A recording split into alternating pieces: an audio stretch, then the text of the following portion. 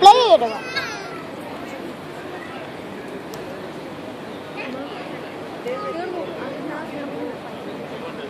ആരും എന്റെ ഫ്രണ്ടിൽ കൂടെ ദയവായി പോകരുത്.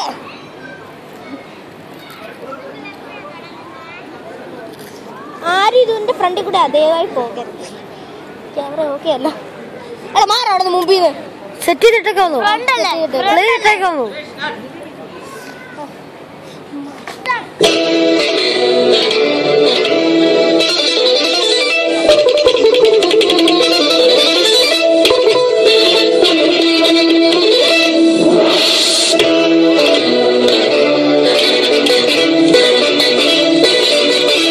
നമസ്കാരം. ഇപ്പോൾ കിട്ടിയത് വീണ്ടും മനസാക്ഷിയെ ഞെട്ടിക്കുന്ന ഒരു വാർത്ത കേരളത്തിലെ അട്ടകുളങ്ങര നിന്നും റിപ്പോർട്ട് ചെയ്തിട്ടുണ്ട്. അതിന്റെ തത്സമയ വിവരങ്ങൾക്ക് റിപ്പോർട്ടർ സുരേഷ് പണ്ഡിറ്റിലേക്ക്. സുരേഷ് കേൾക്കുന്നുണ്ടോ? എന്തൊക്കെയാണ് വിവരങ്ങൾ? ഒന്ന് വിശദീകരിക്കാമോ? നിഷ, ഞാൻ പറയുന്നത് കേൾക്കാതെ കരുതുന്നു. ഞാനിപ്പോ സംഭവ സ്ഥലത്താണുള്ളത്. എന്നോടൊപ്പം നമ്മുടെ ക്യാമറമാൻ ഷാജഹാൻ ഉണ്ട്. സംഭവം കഴിഞ്ഞ് ഏതാണ്ട് 1 മണിക്കൂറായി കാണും. ഇപ്പോൾ ഇവിടെ വലിയ ജനക്കൂട്ടം തന്നെയാണുള്ളത്. ഏതാണ്ട് 10,000-ഓളം പേർ ഇവിടെ തടിച്ചുകൂടിയിട്ടുണ്ട്. പോലീസ് ഇതുവരെ സംഭവ സ്ഥലത്ത് എത്തിയിട്ടില്ല എന്നാണ് നാട്ടുകാർ പറയുന്നത്. നാട്ടുകാർ വളരെയധികം രോഷാകുലരാണ്. നിഷ, നമ്മുടെ പ്രേക്ഷകർക്കായി സംഭവത്തിന്റെ തത്സമയ ദൃശ്യത്തിലേക്ക് ക്യാമറ തിരിക്കാം. ഇരുവരുടെ പ്രതികരണം ശ്രദ്ധിക്കും.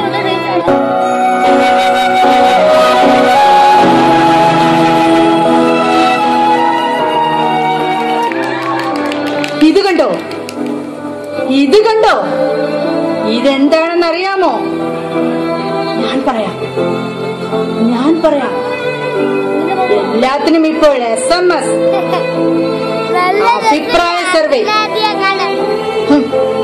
നിങ്ങളല്ലേ എല്ലാം തീരുമാനിക്കുന്നത്.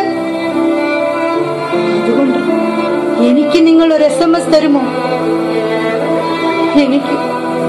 എനിക്ക് ജീവിക്കണം. എന്റെ ജീവനാ നിങ്ങൾ വില പറയുന്നത്. അതുകൊണ്ട് ഒരു SMS എനിക്ക് തരില്ലേ?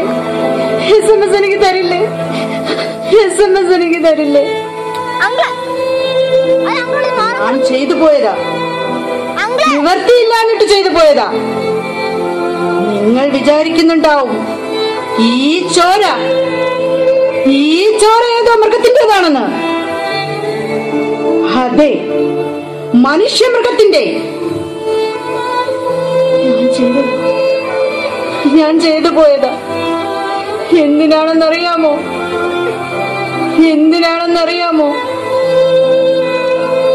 ജോലി കഴിഞ്ഞ് മടങ്ങി വരുമ്പോൾ റോഡരികിൽ ഒരു ഞരക്കം. നോക്കിയപ്പോൾ 10-12 വയസ്സുള്ള ഒരു പെൺകുട്ടി ചോരയിൽ കുളിച്ച് കിടക്കുക. എന്റെ ചെറിയ മോളെ പോലെ. അരികത്ത് 2 പിശാചുക്കൾ വേട്ടനായ്ക്കളെ പോലെ ആ കുഞ്ഞിനെ ആക്രമിക്കുന്നു. അത് കണ്ട് എന്റെ ചങ്ക് തകർന്നു പോയി. ശ്വാസം നിലച്ചുപോയി. എന്ത് ചെയ്യണമെന്നറിയാതെ ഞാൻ പകച്ചുപോയി. പിന്നൊന്നും നോക്കിയില്ല. ഒരു വലിയ പാറക്കല്ലെടുത്ത് ഒരുത്തന്റെ തലക്കിട്ടെറിഞ്ഞു. അപ്പോൾ രണ്ടും കൂടി നരികളെ പോലെ എന്റെ നേർക്ക്. എങ്ങനെയാ ഞാൻ കുതറി മാറി. അവരെന്നെ പിച്ചു ചീന്തുമെന്നായപ്പോൾ അരിയിൽ കണ്ട ഈ കുപ്പിക്കഷ്ണം കൊണ്ട് തിരിതറിയാവൻ മാറി. ഞാൻ ചത്തോ എന്നെനിക്കറിയില്ല. ഇനി പറ, ഞാൻ ചെയ്തത് തെറ്റാണോ? സത്യമാണ്. ഞാനൊരു ഉദ്യോഗസ്ഥയാണെന്നോ എന്റെ ഭർത്താവിന്റെയോ കുട്ടികളുടെയോ ഭാവി എന്താകുമെന്നോ ഞാൻ ഓർത്തില്ല. എനിക്ക് ഓർക്കാൻ പറ്റിയില്ല.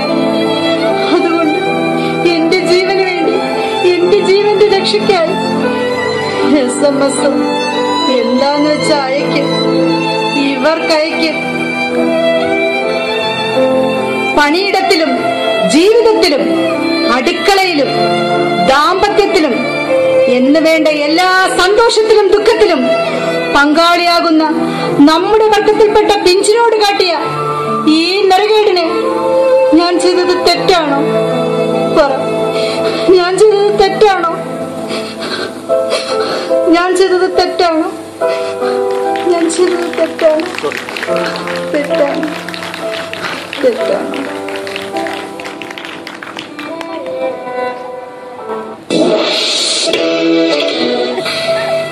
Okay Suresh, okay. ഇനി എന്താണ് പറയാനുള്ളത്? നിഷ ഈ ദൃശ്യങ്ങൾ കൂടി ഒന്ന് കണ്ടു നോക്കൂ. ആതുര സേവന രംഗത്ത് ഈ വെളുത്ത മാലാഖമാർ നേരിടുന്ന ചില കറുത്ത സത്യങ്ങൾ. ചിങ്കമാലി മച്ചിൽ ഫ്ലവർ ഹോസ്പിറ്റലിൽ നിന്നും ഷാജഹാൻ നൽകുന്ന തത്സമയ ദൃശ്യങ്ങളിലേക്ക്.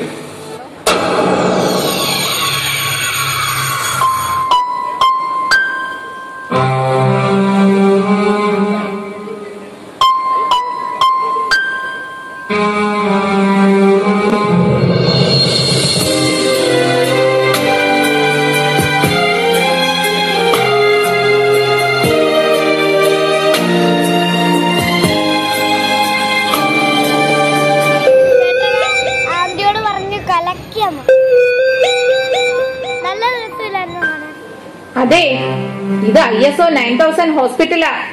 ശരാശരി ഒരു ദിവസം 10-26 ഓപ്പറേഷൻ നടക്കുന്നതാ.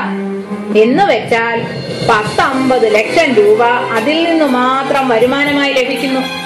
ഇതൊക്കെ ചെയ്യണമെങ്കിലേ ഞങ്ങളെ പോലെ 100ഓളം പേർ രാപകലില്ലാതെ കഠിനാധ്വാനം ചെയ്യണ്ടേ? ഒന്ന് ചോദിക്കട്ടെ, സമയത്തിന് മരുന്ന് കൊടുത്തില്ലെങ്കിൽ, ഒരു ഇഞ്ചക്ഷൻ മാറിപ്പോയാൽ, അറിയാതെ ഒന്ന് മയങ്ങിപ്പോയാൽ രോഗിയുടെ അവസ്ഥ എന്തായിരിക്കും? ആരെങ്കിലും ക്ഷമിക്കുമോ? Sister, sister. Yes sir. അത് ശരി, നിങ്ങളിവിടെ വർത്താനം പറഞ്ഞ് രസിക്കുകയാണല്ലേ? അത് ജനങ്ങളെ ബോധവൽക്കരിക്കുക. Sorry sir. 7-ാം വാർഡിലെ രോഗിക്ക് ട്രിപ്പ് കൊടുത്തോ? കൊടുക്കാം സർ. എന്തു കൊടുക്കാമെന്ന്? ചെയ്യാം സർ. 11-ാം വാർഡിലെ രോഗിയുടെ ബ്ലഡ് കൗണ്ട് ചെയ്തോ? ആ പേഷ്യന്റ് ഇപ്പോഴും വൊമിറ്റ് ചെയ്യുന്നു. എന്നിട്ട് എന്താ നിങ്ങൾ എന്നെ വിളിക്കാതിരുന്നത്? അവരൊക്കെ സമൂഹത്തിലെ ഉന്നതരാണ്, അത് നിങ്ങൾക്കറിയില്ലേ? Sorry sir. വാർഡ് 2-ലെ ഓക്സിജൻ സിലിണ്ടർ ഡിസ്ചാർജ് ചെയ്തോ? ചെയ്യാം സർ. 9-ലെ പേഷ്യന്റിനെ ഡിസ്ചാർജ് മെമ്മോ കൊടുത്തോ? കൊടുക്കാം സർ. അത് ശരി, ഇതൊന്നും ചെയ്യാതെ ശമ്പളം വാങ്ങി നിങ്ങൾ വാരി പഠിച്ച് നടക്കുകയാണല്ലേ? Negligence cannot be tolerated. Mind it. നിങ്ങൾ കേട്ടില്ലേ ഡോക്ടർ ശകാരിക്കുന്നത്? ഇങ്ങനത്തെ ആയിരക്കണക്കിന് നേഴ്സുമാരാണ് പല ആശുപത്രികളിലും. ഞങ്ങൾക്ക് എത്രയാ കിട്ടുന്നതെന്ന് നിങ്ങൾക്കറിയുമോ? നിങ്ങൾ ആരെങ്കിലും അത് അന്വേഷിച്ചിട്ടുണ്ടോ? മാടുകളെ പോലെ പണിയെടുപ്പിച്ച് നക്കാപ്പിച്ച് ശമ്പളം തരും. ഈ തുച്ഛമായ കാശും വാങ്ങി ഗതികെട്ട് ജീവിക്കുന്നവരാണ് ഞങ്ങൾ, ഈ നേഴ്സുമാർ. നിങ്ങൾ ഓമന പേരിട്ട് വിളിക്കുന്ന ഭൂമിയിലെ മാലാഖമാർ. ഈ മാസ്ക് കണ്ടില്ലേ? നിങ്ങൾ വിചാരിക്കും ഇത് അണുക്കൾ കയറുന്നത് തടയാനിട്ടതാണെന്ന്. എന്നാൽ യഥാർത്ഥത്തിൽ ഒന്നും പറയാതിരിക്കാനാണ്, ഒന്നും ചോദിക്കാതിരിക്കാനും. ശമ്പളമില്ലേലും ഞങ്ങൾ സഹിക്കും. പക്ഷേ നൈറ്റ് ഡ്യൂട്ടി ഉള്ളപ്പോൾ 2 പെൺമക്കളെ വീട്ടിൽ ഒറ്റയ്ക്കിട്ടാണ് ഞാൻ പോകുന്നത്. നേരം പുലർന്നാൽ അവിടെ എത്തുമ്പോൾ മക്കൾ അവിടെ ഉണ്ടോ ആവോ?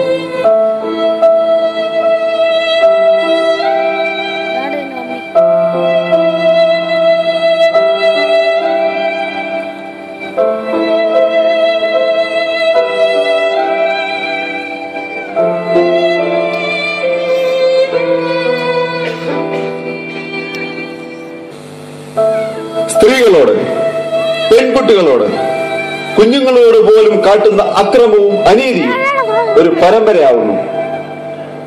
പീഡനങ്ങൾ തോരാ കണ്ണീരാവുന്നു. സ്ത്രീ അറിവും ഐശ്വര്യവും സമ്പത്തും എന്ന് ഉദ്ഘോഷിച്ച നാട് തന്നെ അവരോട് കൊടും ക്രൂരതകൾ കാട്ടുന്നു.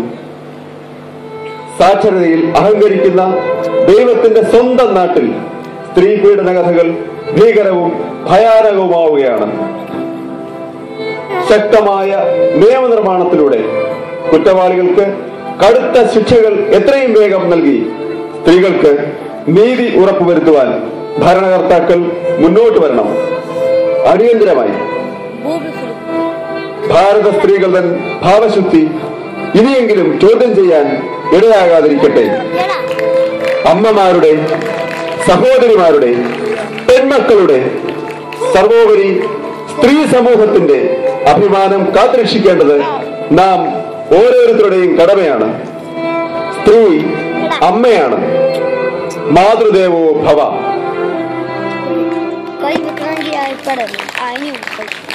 ഇനി ആവശ്യമുണ്ട് ഇത് കണ്ടിന്യൂസ് ചെയ്യാൻ പറയാം. പ്രോഗ്രാം കഴിഞ്ഞ് ഇനി ഞങ്ങളുടെ സ്കിറ്റ് കാണടെ. നിന്റെ അച്ഛനെ കിട്ട പാരവണേ കണ്ടേ അറിയോ ഞങ്ങൾ എൻ്റെ അച്ഛനിട്ട് തരാം ഒരു പാരവണ ചേക്കാം. നിന്റെ അച്ഛൻ മാത്രമുള്ള സ്കിറ്റില്ലേ? ഇല്ല പോയി ഇല്ലടാ. ഇനിയും ഫോൺ നോക്കി ഒരു കാര്യം പറഞ്ഞു. നീ നോക്കിക്കോടാ.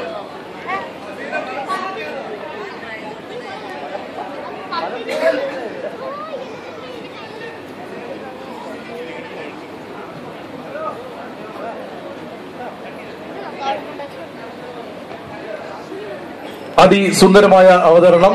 നമ്മുടെ കൂട്ടത്തിലെ ഈ കഴിവുള്ള കലാകാരന്മാരെയും കലാകാരികളെയും ഒന്നുകൂടെ നമുക്ക് കൈയടിച്ച് പ്രോത്സാഹിപ്പിക്കാം.